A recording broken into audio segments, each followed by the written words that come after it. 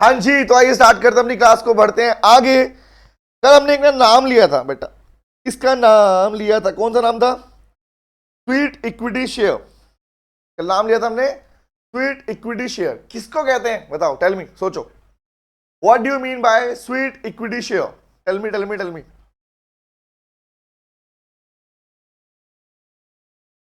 Very good Akanksha, बहुत बढ़िया बेटा। और कोई?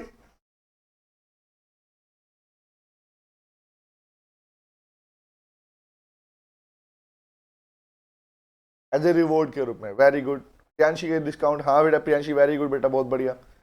Exactly exactly Isha, very good Isha, very nice, बहुत बढ़िया।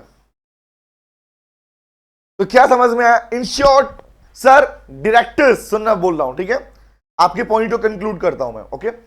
कंपनी अपने डायरेक्टर्स, अपने एम्प्लॉइज के काम से खुश होकर उन्हें जब शेयर इश्यू करती है, इक्विटी शेयर इश्यू करती है, इक्विटी का मतलब उनको अपने पार्ट में एक ओनरशिप दे रही है, वो भी इक्विटी इश्यू करती है एट डिस्काउंट, और we can say consideration other than cash और कैश, ठीक है?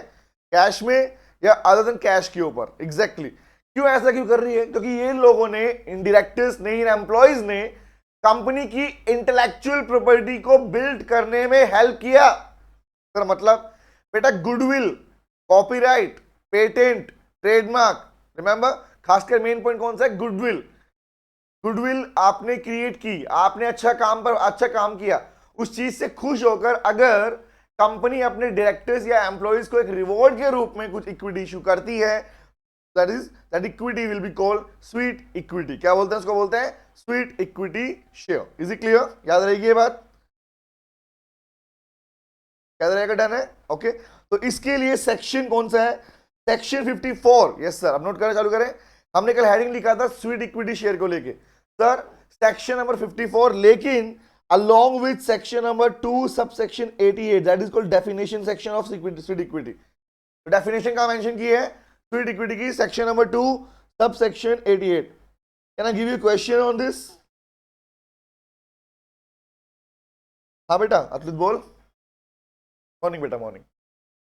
एक क्वेश्चन लिखिए क्या बेटा? हाँ स्टार्ट अभी हुआ बेटा। हाँ हाँ हाँ, ओके। एक क्वेश्चन लिखो इसके ऊपर पहले, जो क्वेश्चन आ चुका है इसके ऊपर। Note down the question. लिखो बेटा, ए पब्लिक कंपनी, क्योंकि ये टॉपिक इंपॉर्टेंट है बेटा। मेक इट 2 स्टार, स्टार बनाएंगे, स्टार बनाएंगे, सारे सितारे। लिखो, a public company proposes to issue, a public company, लिखते रहो समझाऊंगा फिर। Proposes to issue sweet equity share, sweet equity share to its employees, to its employees, referring to the provision, referring to the provision of the Companies Act, referring to the provision of the Company Act 2013, because state the condition, state the conditions, referring, referring बेटा, refer करके, referring लिखा है बेटा। Here it the word referring to the provision, provision को refer करो company act के। माही बेटा कहाँ जा रहे हो तू, क्या हो गया?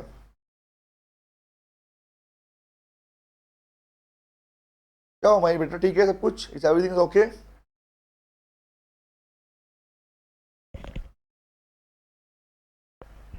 ठीक है, ओके, ठीक है ठीक है ठीक है। देखो, state the condition required to issue sweet equity share. भाई वो कौन कौन सी कंडीशंस हैं जिन्हें फुलफिल करना पड़ेगा कंपनी को स्वीट इक्विटी शेयर के लिए, इशू करने के लिए? एग्जाम में क्वेश्चन आ चुका है पहले इसके।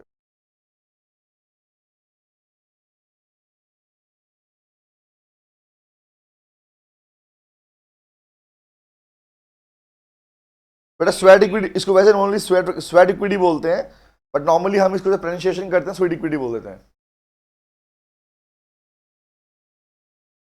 हाँ स्पेल स्पेल, हाँ स्पेल में स्वेट है।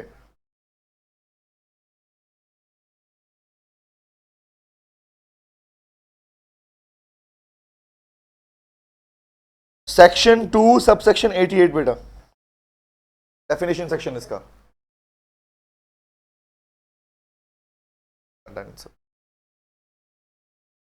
88 डेफिनेशन, डेफिनेशन का बेटा।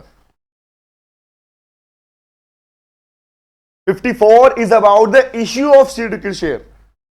It is about the issue of sweat equity share.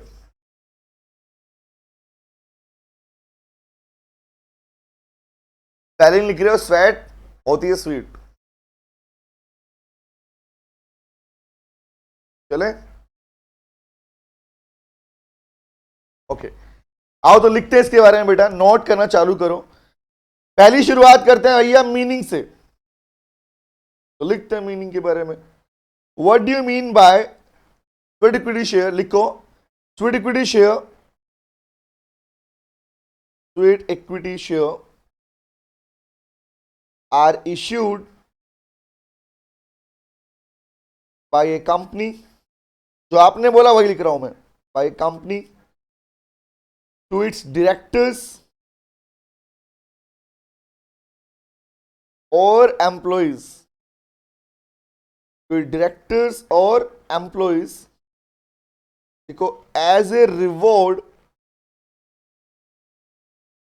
as a reward to them, भाई उनको एक रिवॉर्ड देने के पॉइंट ऑफ व्यू से। इसलिए रिवॉर्ड दे रहे हो, लिखो for the contribution and effort, जो आपने बोला था मुझे, वर्ड्स दे रहा हूं लाइंस को, for the contribution and efforts towards the creation of, towards the creation of, एक वर्ड कहा था मैंने, कौन सा वर्ड था, क्या वर्ड था, कौन सी property? Exactly, creation of intellectual property. किसे बोलते हैं, कौन सी प्रॉपर्टी कहलाती है intellectual property? Tell me, tell me. Nice, बहुत बढ़िया। कंपनी, कंपनी के अंदर इंटेलेक्चुअल प्रॉपर्टी को क्रिएट करने के पर्पज से किया गया कोई भी एफर्ट या कोई contribution, that will be called, example देता हूं यहां पे, लाइक द गुडविल, पेटेंट। अच्छा पेटेंट क्या होता है बेटा?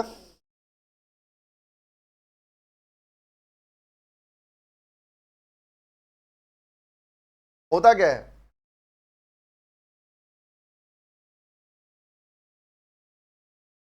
एग्जैक्टली, नाइस, और बोलो, राइट है, एग्जैक्टली, शुभम ठीक है, वेरी गुड। क्या मैं इसको बोल सकता हूं?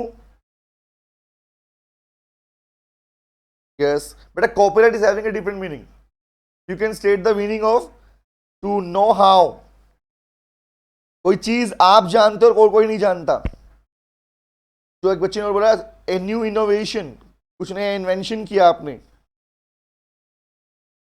रिमेंबर? तो एट द एंड इन चीजों का जो स्पेसिफिक राइट है उस पर्सन के पास में रहेगा, या secure the right of inventor. Exactly Priyanshu, very very good बेटा। शुभम और आकांक्षा ने भी रिप्लाई किया था ना, हाँ। अतुलित, सबका जवाब सही है बेटा, वेरी गुड। तो क्या बोला, इस इंटेलेक्चुअल प्रॉपर्टी को बिल्डअप करने के लिए उन लोगों ने कुछ एफर्ट दिया, कोई कंट्रीब्यूशन दिया, और उनके उसी कंट्रीब्यूशन और एफर्ट के लिए कंपनी उन्हें जब शेयर इशू करेगी इक्विटी वाले, इसके ऊपर एज ए रिवॉर्ड के रूप में, that will be called sweat equity. है इक्विटी शेयर ही, लिसन टू मी, है इक्विटी शेयर ही, बट इक्विटी शेयर को तुम लोग, कंपनी उन लोगों को डिस्काउंट पे दे रही है, कम पैसे के हो, जबकि डिस्काउंट पे मना किया गया, बट कंपनी अपने ही एम्प्लॉय, अपने डायरेक्टर्स को शेयर, इक्विटी शेयर डिस्काउंट पे दे रही है, या कैश में दे रही है, या अदर देन कैश दे रही है। पॉसिबली है कि एग्जांपल मान लो उन्होंने काम किया था, उनसे पैसा भी नहीं ले रही और बोल रही ठीक है आप काम करो, अपने काम के ऊपर शेयर ले लो, तो that kind of share capital is called equity share capital, equity share बोलते हैं उसको।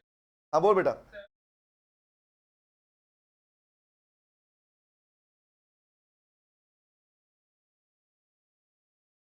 बेटा मेरी बात सुन, दोनों चीजों के लिए हो सकता है, प्रैक्टिकल सोच के देख। आज इंफोसिस कंपनी के अंदर Narayana Murthy, remember Infosys, 7 members, INFOS, FSYS, तो एंड इज नारायण मूर्ति। नारायण मूर्ति ने इतना अच्छा अच्छा काम किया कंपनी के लिए। अब कल वो कंपनी अगर मानो नारायण मूर्ति कहते हैं मेरा I will be the former director, वो कंपनी छोड़ भी देते हैं। तो can you please tell me, अगर कंपनी उन्हें कुछ शेयर देती है उनके काम के बड़े नाम बनाने के लिए, example Ratan Tata, think about once again, तो क्या वो शेयर कौन सा कहलाएगा? टेल मी, समझ में आ गया? तो फॉर्मर हो सकता है, इन शॉर्ट ये आंसर में।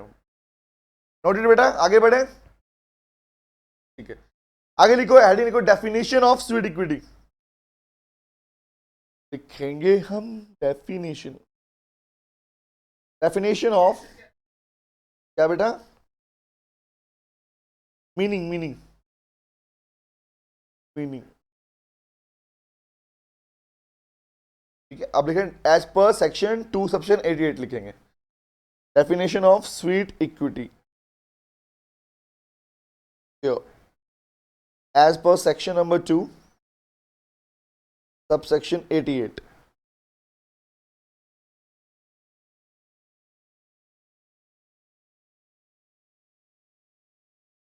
चलिए आगे बढ़ते हैं, तो डेफिनेशन लिखते हैं। लिखो, लिखो sweet equity share, sweet equity share means such equity share, such equity share as are issued by a company to its directors or employees, to directors और employees कैसे लिखो? एट ए डिस्काउंट, डिस्काउंट के ऊपर, जो बोला वही लिख रहे हैं बेटा, एट ए डिस्काउंट, हाँ दोनों के साथ काट कर देखो, and for consideration other than cash, for consideration other than cash. अगर इस तरीके से शेयर इशू किया जाता है उनको तो क्या बोलते हैं? स्वीट इक्विटी बोलते हैं। क्यों दे रहे हैं नीचे लिखो, for providing, for providing their know how, know how मतलब कोई काम कैसे किया जाता है, special technique, special knowledge that you have, और making available, making available rights, making available rights in the nature of, लिखते रहो, available right in the nature of intellectual property, intellectual property, available rights in the nature of intellectual property, intellectual property और value addition, और value addition, property right और value addition. भाई simple सी बात, उन्होंने क्या किया? कंपनी की वैल्यू में एडिशन किया। इन शॉर्ट उनकी नॉलेज, उनके राइट्स, उनके पास जो इंफॉर्मेशन थी उसको यूज करके उनका, वो कंपनी की इंटेलेक्चुअल प्रॉपर्टी को या कंपनी को उसको इंक्रीज कर रहे हैं। उस पर्पज से क्या किया, उनके उस पार्ट को ही उनका कंट्रीब्यूशन माना गया, और उसके लिए क्या किया गया? कंपनी उन्हें इक्विटी शेयर दे रही है डिस्काउंट पे या अदर देन कैश। पैसा नहीं लिया और बोले काम करो, तुमने काम अच्छा किया तो हम शेयर दे रहे हैं। तो दो शेयर, दैट इक्विटी पार्ट, देखो listen to me guys, there are two different words here. One is sweet and second is equity share. One is sweet, second is equity. तो एक्चुअली इक्विटी शेयर का ही part है sweet equity, अलग से कोई नाम नहीं है। आप किसी को इक्विटी दे रहे हो only because of its contribution and efforts, that will be called sweet equity share. Is it clear? This is the definition बेटा। क्या बेटा? हाँ वैल्यू एडिशन बेटा, एक second, value addition, done done done done done. Note कीजिए। हाँ बेटा, yes, addition है ना।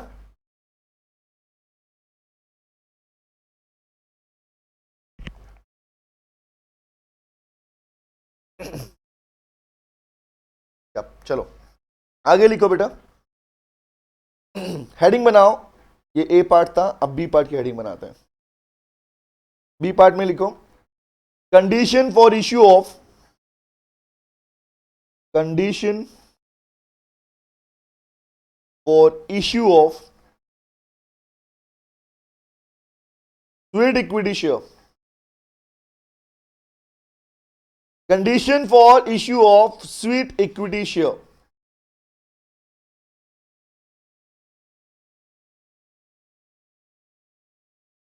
एक चीज बताओ, मुझे जानना है, मुझे अभी जो तुमने क्वेश्चन लिखा था इसकी रिक्वायरमेंट क्या थी, tell me.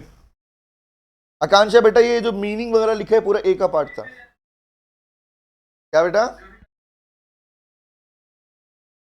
Exactly, yes Isha, अद्वित very good बेटा, बहुत बढ़िया। आकांक्षा, हाँ आकांक्षा मीनिंग एंड डेफिनेशन से पार्ट ऑफ ए बेटा, ठीक है। तो गाइस क्वेश्चन ने भी तो यही पूछा आप लोगों से, यही क्वेश्चन मैं नहीं बना के लिखा बेटा, एग्जाम में आया क्वेश्चन है ये, एग्जाम में पूछा हुआ क्वेश्चन है जो लिखा है मैंने सामने इस क्वेश्चन के रिगार्डिंग। यस साहिल, आकांक्षा, एग्जैक्टली। तो हम अभी वही क्या लिख रहे हैं, तो क्या मीनिंग से स्टार्ट करूंगा एग्जाम में, डायरेक्टली कंडीशन लिखूंगा मैं? नहीं, सुन ध्यान से, एक चीज सीखो ध्यान से, लो में खासकर अक्सर जब वो चीज क्लियर पहले मांगी जाती है, जिस चीज की डिमांड क्वेश्चन पहले करता है, पहले उसका रिप्लाई करो। आई एम ऑलवेज स्टेटिंग दिस कि मैं बोलता हूं ना व्हाट्स योर नेम, तो आप व्हाट्स योर नेम में अपना नेम बताओगे पहले, या पहले कहां से आए हो वो बताओगे, टेल मी। समझ में आया? तो सेम क्वेश्चन की कंडीशन होती है, क्वेश्चन जब पूछता है आपसे कुछ तो वो आपसे स्ट्रेट प्रोविजन चाह रहा होता है, उसके बाद उसमें आप नीचे एडिशन करते हैं, इसका मतलब ये होता है स्वीट इक्विटी में ऐसा होता है, डिस्काउंट पे, वो एडिशन है उसके अलावा क्वेश्चन के अंदर।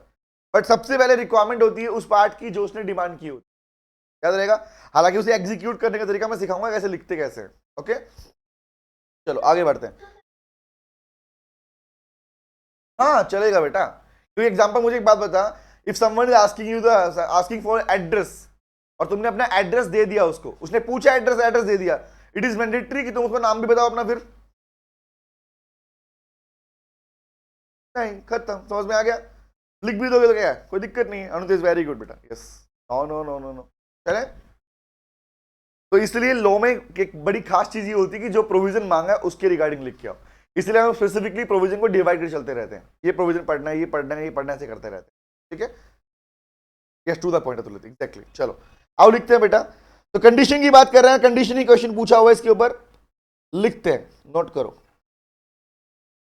फर्स्ट लिखो इसी में, nature of share, nature that means class के बारे में पूछ रहे हैं, नेचर ऑफ शेयर। तो लिखो बेटा sweet equity share, sweet equity share must belong to the class, होने चाहिए उसी क्लास से बिलोंग करने चाहिए जो पहले शो हो चुके, must belong to a class of share, देखो already issued by the company. भाई जिन क्लास ऑफ शेयर को कंपनी पहले से इश्यू कर चुकी है उसी क्लास से ये शेयर होने चाहिए। और आई थिंक आपको आइडिया है कि सेम क्लास का मीनिंग क्या होता है, do you know the meaning of that same class of shares? पढ़ के आए हो आप लोग, याद आया ना, कल ही पढ़ा था। यूनिफॉर्म वाला पार्ट याद है ना, यस। कॉल्स वाला पैसा सेम होना चाहिए, yes exactly, very good, nice Aarti, अच्छा ठीक है, ओके। चले आगे आते हैं, नेक्स्ट लिखो इसके अंदर, अभी खत्म नहीं हुआ, ये था आपका बी। अच्छा इसको हेडिंग का नाम देते हैं, बी का first part nature of share, B का सेकंड पार्ट लिखो हेडिंग बना के, लिखो बेटा ऑथराइजेशन फॉर इश्यू। कहां पर दिया गया है authorization, authorization for issue, note करो, लिखो, लिखो issue of seed equity share, issue of, हर कंपनी ऐसे नहीं कर सकती, लिखो इसको रेजोल्यूशन पास करना पड़ता है बेटा, लिखो issue of sweet equity share must be authorized by must be authorized by passing, because special resolution SR must be authorized by passing of special resolution. Yes, SR pass करने की requirement है. SR पास किया तब जाके आएगा authorisation sweet equity का. इसी में नीचे लिखो, ठीक है, सेकंड का ही पार्ट लिख रहा हूं मैं. लिखो बेटा, देखो SR pass bye the company, that is special resolution. जो आप पास करोगे इसके लिए, पास्ड बाय द कंपनी, क्या होना चाहिए उसमें लिखो, shall specify the, shall specify क्या लिखते हैं, उस रेजोल्यूशन में कुछ चीजें होनी चाहिए. कौन कौन चीजें हैं नोट करते हैं. फर्स्ट लिखो, स्मॉल ए में लिखता हूं, लिखो नंबर ऑफ शेयर. भाई कितने नंबर ऑफ शेयर आप लोग अपने स्वीट इक्विटी के नाम पर निकाल रहे हो, क्या इशू करना चाहते हो. नंबर 2, करंट मार्केट प्राइस, उसका मार्केट प्राइस क्या है, करंट मार्केट प्राइस क्या चल रहा है उस इक्विटी का. थर्ड सी पार्ट इंपॉर्टेंट, कि क्या कोई कंसिडरेशन भी होगा. एग्जांपल के लिए, you can, the company can issue, think about once ना, company can issue other than cash also. भाई कंपनी कैश के अलावा इश्यू कर सकते हैं, लेकिन जरूरी है क्या कि पैसा भी ले. बहुत बार ऐसा भी सकता है ना कि हमारे पास बिना पैसा लिए भी उनके काम के बदले आप उन्हें शेयर दे दो, है ना. तो वर्ड है कंसिडरेशन इफ एनी. अगर कोई कंसिडरेशन ले रहे हो, कोई अमाउंट ले रहे हो, डिस्काउंट पे दे रहे हो, तो वो भी लिखना मैंडेटरी है. एक्जैक्टली, ठीक है. आगे लिखो इसमें. हाँ बोल बेटा. हाँ इसमें बेटा, हाँ तो बोल तो रहा हूं मैं, याद करना, ऊपर एक वर्ड लिखा था, चेक कर दिखाता हूं. एट डिस्काउंट और कंसिडरेशन अदर देन कैश. अच्छा, यस एग्जैक्टली. तो इसका मीनिंग क्या निकलता है, consideration other than cash means क्या है. भाई पैसा तुम ले नहीं रहे हो, तुमने कोई काम ही किया होगा ना कंपनी के लिए, that is for free. Free तो क्या है बेटा, काम किया, फिर तो कुछ नहीं होता. क्या बेटा,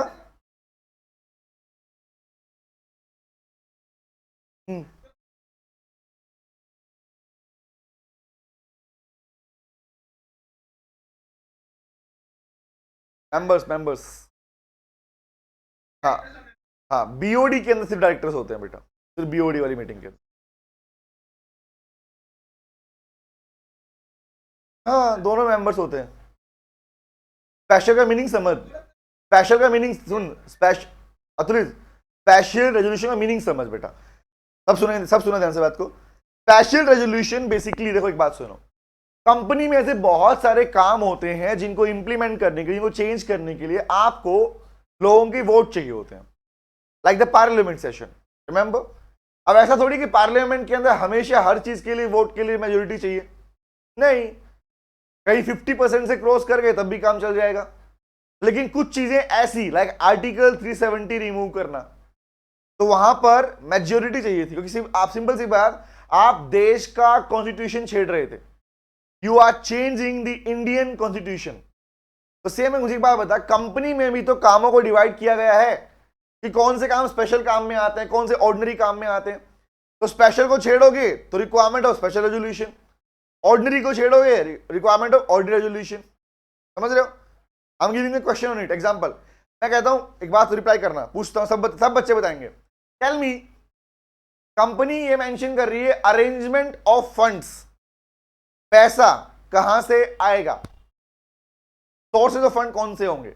एक चीज, इस बात का डिसीजन लेने वाली है कंपनी, या सोर्सेज को मेंशन करने वाली है कंपनी. दूसरा, कंपनी मेंशन कर चुकी थी, एक साल बाद कंपनी को याद आया कि we have to change this sources of funds. Now please tell me, किसके लिए एसआर, किसके लिए ओआर. समझ में आ गया ना, लॉजिक क्लियर है ना. तो दोनों हाँ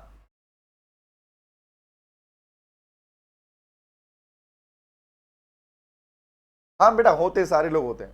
हालांकि BOD are the experts, BOD को वहां पर एक्सपर्ट्स के रूप में ट्रीट किया जाता है. सिंपल सी बात सीखनी है, ऐसे मत याद रख बेटा. हु इज डायरेक्टर्स, याद कर, जब कंपनी के हमने फीचर्स वाले पार्ट में मीनिंग डिस्कस किया था, that is called management of the company. याद आया. तो कंपनी का मैनेजमेंट किसको बोलते हैं, बीओडी को बोलते हैं. रिमेंबर, ये बात सबको याद है ना. कंपनी का मैनेजमेंट बोले तो बीओडी। बीओडी को सेलेक्ट किसने किया? Elected by the share holders, remember. तो कॉमन सी बात ये समझ के देख, वो बीओडी के अंदर क्या प्रमोटर भी हो सकते हैं क्या? टेल मी, हाँ या ना? हो सकते हैं ना भाई, कॉमन सी बात है ना। मे और मे नॉट, हो भी सकते, नहीं भी हो सकते। समझ में आया? तो अब ये तो नहीं बोल सकते ना कि भैया बीओडी जो एक्सपर्ट्स हैं वो सारे के सारे बाहर के ही होंगे हमेशा, इज इट सो? नहीं। तो अगर मान ले वो लोग ऑलरेडी मेंबर थे कंपनी के और वो बीओडी का रोल भी प्ले कर रहे हैं, तो उस केस में क्या बोलेगा? तो BOD will also act in the resolution. समझ में आ गया मीनिंग क्या बोलना चाह रहा हूं मैं? ठीक है, क्लैरिटी मिली क्या बोलना चाह रहा हूं? भाई बीओडी में भी तो मेंबर हो सकते हैं अपने पास में। अदरवाइज नॉर्मली अगर बीओडी सारे बाहर के होने क्या बोलते हैं पता है? The BOD will be termed as management and experts. Clear है? आगे बढ़े। ओके, आओ बेटा, इसी में लिखो डी। डी में लिखो, तो बेटा डी पार्ट में लिखो the class of directors, the class मैंने कैटेगरी ऑफ डायरेक्टर्स और employees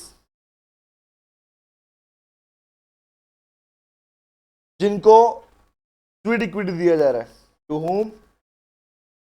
whom sweet equity share will be issued. वो लोगों की क्लास कैटेगरी लिखनी पड़ती है जिनको sweet equity share to be issued, issue किया जा रहा है।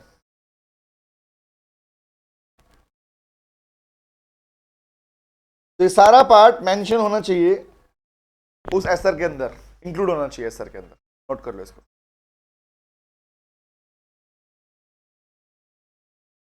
तो ये बात थी किसकी? ऑथराइजेशन। तो ऑथराइजेशन किससे मिलता है बेटा? स्पेशल रेजोल्यूशन पास करके। और एसआर के लिए रिक्वायरमेंट है कि इस एसआर के अंदर ये चीजें मेंशन होनी चाहिए, खासकर 4 चीजें: number, current price, consideration if any अगर हुआ है तो, एंड नेक्स्ट इज सबकी लिस्ट। मतलब आप अपने स्वीट इक्विटी पार्ट में किन किन लोगों को इंक्लूड कर रहे हो? एम्प्लॉइज हैं तो या नहीं है, रिमेंबर, डायरेक्टर्स हैं या नहीं है, मेंशन करना पड़ेगा आपको। डन? ठीक है, आगे लिखो। द नेक्स्ट वन इज बेटा, इसी में लिखना है, ये किसका पार्ट था? ए बी सी चाहिए, 1 2 3 चल रहा है ना, 3 के बाद लिखो, 3 लिखो। कंडीशन का थर्ड पार्ट लिखो, लिखो compliance, right the word compliance of rules and regulation, compliance of rules and regulation. भाई लीगल कंप्लायंस क्या है? कौन पूरा करवाएगा, कैसे पूरा होगा? लिखो, 2 वर्ड लिखो नीचे। फर्स्ट लिखो in case of listed companies, अगर कंपनी लिस्टेड है और वहां पर अगर आप स्वीट इक्विटी इश्यू कर रहे हो, केस कंपनी लिस्टेड है वहां पे इक्विटी इश्यू कर रहे हो, तो लिखो क्या होगा? सर अगर आपके पास में कंपनी लिस्टेड है तो बोला क्या? लिखो then the provision of section 4054, provision of section 54 shall be applied by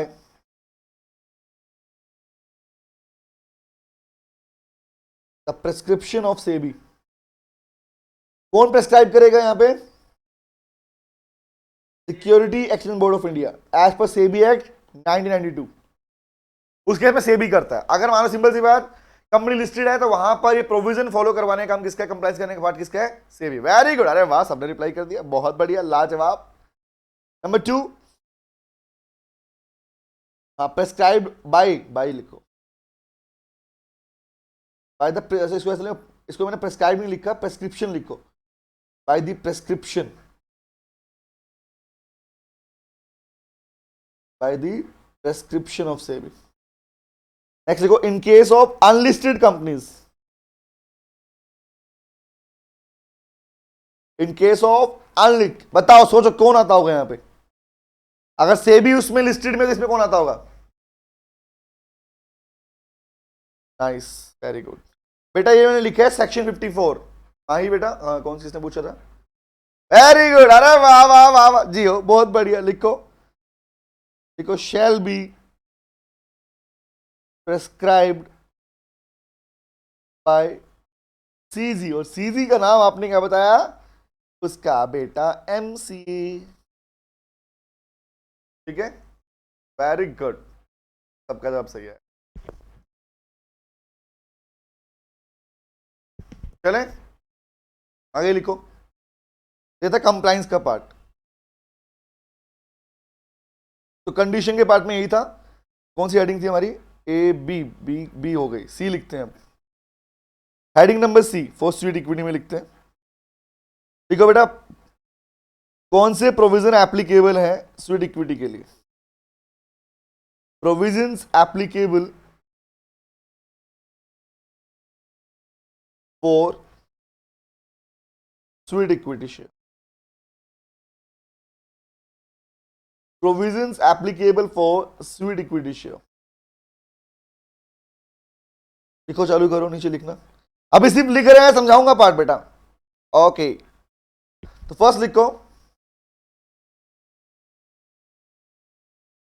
बताओ ना, तुम बताओ मुझे। जो राइट्स एंड ऑब्लिगेशन बाकी, कैन यू प्लीज टेल मी?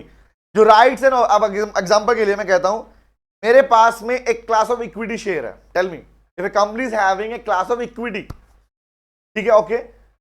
वही इक्विटी मैंने बाकी को भी बांटे हुए, और उसी इक्विटी में से अगर मैं अपने डायरेक्टर्स या एम्प्लॉइज को भी शेयर दे रहा हूं स्वीट इक्विटी के नाम पर, तो क्या उस इक्विटी पर बनने वाले राइट्स एंड ऑब्लिगेशन बदल जाएंगे दोनों के लिए? नहीं बदलेंगे। समझ में आया? मतलब राइट क्या रहेगा, ऑब्लिगेशन क्या रहेंगे बेटा? सेम रहेंगी, चेंज नहीं होगी। सिंपल सी बात ना। जब सेम क्लास ऑफ शेयर की बात करो तो राइट कैसे बदल सकता है अपने पास में? सेम रहेंगे। Very good Sahib, exactly. Anutej, Akanksh, Atulit, एवं दोहित। चलिए आकांक्ष, यस बेटा, आओ लिखते हैं इसको। तो लिखो, rights comma limitation comma restriction, restrictions and provisions।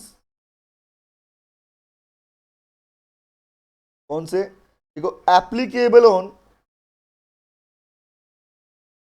Equity share, equity share लिखो, shall be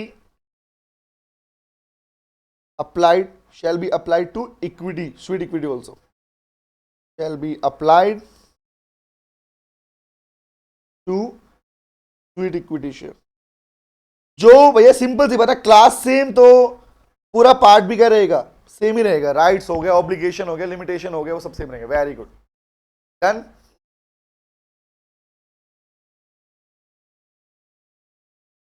चलो, can you please tell me, यहां पर एक बात पूछता हूं। यहां पर आपने याद करो, आपने कल पढ़ा था सेक्शन नंबर 54, याद है? एक पार्ट आएगा अपने पास में, तो क्या यहां पे अप्लाई होगा वो? सोचो, एक बात सीखो ध्यान से। एक बात सुनी थी आप लोगों ने, आपने, no no no no no, simple सी बात समझो ना। ओवर राइडिंग का पार्ट, जब आपको, आप याद करो, आपने खुद पढ़ा था एक्सेप्शनल पॉइंट के अंदर कि स्वीट इक्विटी के अंदर डिस्काउंट वाला पार्ट के ऊपर कोई एक्सेप्शनल पॉइंट पर इशू नहीं आने वाला। याद है आपके पास में? डिस्काउंट पे इशू किया जा सकता है, याद है बात? ऑब्वियस याद है ना? लेकिन नॉर्मली अगर शेयर इशू करने की बात हो, डिस्काउंट इशू कर सकते हो? Tell me. नहीं कर सकते। समझ में आया? ये बात तो याद रखो, कोई दिक्कत नहीं, लिखना मत, बात को छोड़ो, मत लिखो इस पॉइंट को। आगे आओ बेटा, नेक्स्ट पे लिखो। हाँ बेटा, 50, हाँ बेटा, यस। हाँ, चलो नेक्स्ट पे आए। हेडिंग लिखो, नेक्स्ट पे। ये हो गया हमारा, इतने पार्ट था इसमें। डी लिखो, सी के बाद डी लिखो अब बेटा। Write the word in D. लिखो, provision contain,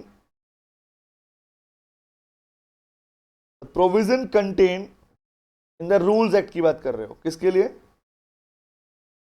as per the companies rules act as per the companies rules act 2014। Company rule act के अकॉर्डिंग आपके